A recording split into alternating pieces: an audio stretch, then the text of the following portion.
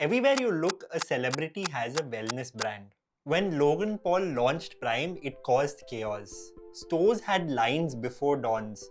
The shelves were emptied in seconds, and bottles were reselling for 10 times the retail price. And honestly, when I tried Prime, it tasted great. Almost like the creator economy had finally learned how to beat the old system. When celebs like Dwayne or Courtney launch their own brand with millions of followers, it's easier to trust their own product and feel part of that story. The year Prime launched, they did $250 million in revenue and $1.2 billion in year 2.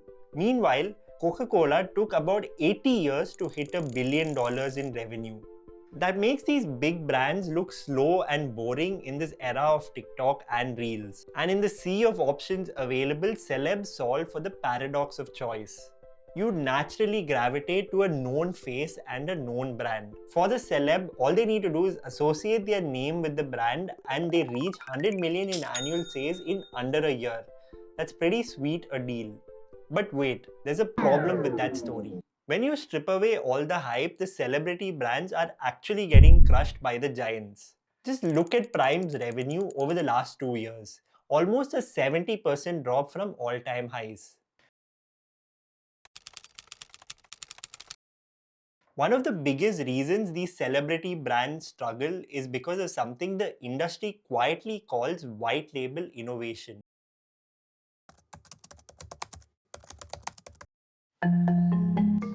Make hydration fit my vibe. I need something that pops. Let's just increase the potassium and reduce the sodium content of Gatorade. Boring. That's not enough. I need something unique. I need a whole spectrum of flavors. Get creative. Okay, here's over a dozen flavors for you with some BCAA and a touch of vitamins. Nice work. Time to shoot the launch video.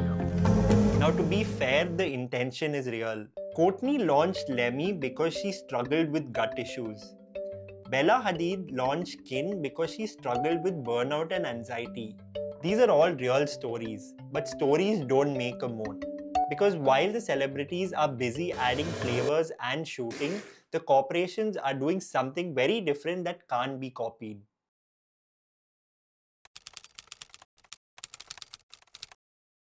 Most people think of Nestle as a company that makes Kit Kat and Maggie, but they're a lot closer to a pharmaceutical company. They employ over 5,000 people in R&D and spend over $1.8 billion on research alone. They run trials, publish papers, and file patents to protect their formulation. But celeb brands don't have the time or money to do that. They like to be fast, and they like PR. David Beckham's brand IM8 recently sent cells to the International Space Station to study aging. It's a cool headline, definitely PR worthy. But does any of this research actually help the powder that they're selling? I'll let you be the judge of that.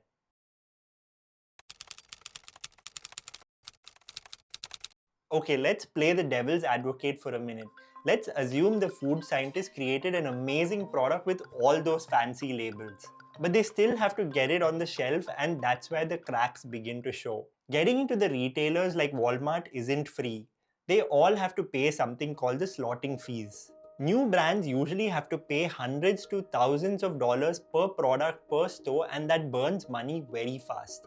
But the giants like Coke and Pepsi have something they call direct store delivery.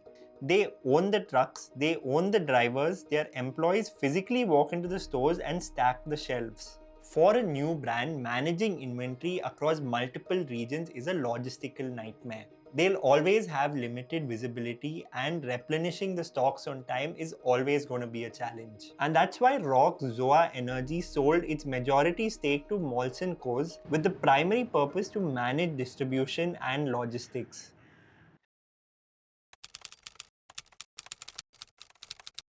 If the celeb brand has made it this far, they are already in the big leagues. But now there's an even bigger problem that they'll have to face. It's called the demographic mismatch. On Instagram, the brands sell to a warm audience. The algorithm ensures the videos are only seen by people who already like the brand, and this creates a false sense of demand. But when a brand enters retail, they leave the echo chamber.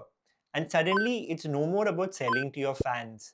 And they enter what's called the mass market.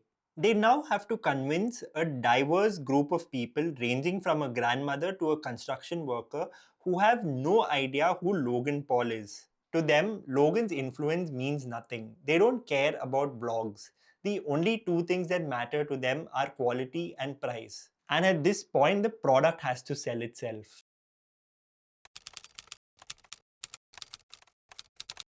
So from here on, it's simple math. The grandmother is trying to choose between Gatorade and Prime. Prime typically retails at a 70% premium over Gatorade. Now, is the liquid inside Prime twice as expensive to make? No. But there's a very big difference. In the US, PepsiCo owns the bottling plants. They own the plastic manufacturing and the massive fleet of distribution trucks you see on the highway. They capture the margin at every single step. This allows them to sell Gatorade to you at $1.50 and still make a healthy profit. Now look at Prime. They're an asset-light company. They outsource everything. They pay a third party to mix it, a third party to bottle it, a third party to ship it, and every time the bottle touches a new set of hands, a middleman takes a cut. So to keep the profit margins high, Prime has to charge you a premium. Now this is the Achilles heel of the model. In finance, it's called key man risk. A celebrity brand is tied entirely to the reputation of one human being, that is the celebrity. If the CEO of Nestle gets fired tomorrow, you'll still buy Kit Kat or Maggie. The brand is bigger than the person.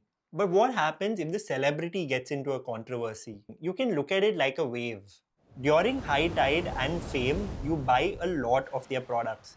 During low tide and backlash, you buy none. And building predictable cash flow on something this volatile is next to impossible. So for all these reasons, I highly doubt that there will ever be a celebrity brand that will reach the same scale as a Coke or a Pepsi, because this model is not built for that kind of longevity. But will we get to see more such brands? Definitely. Because after all, it's just quick money for the celeb at the end of the day.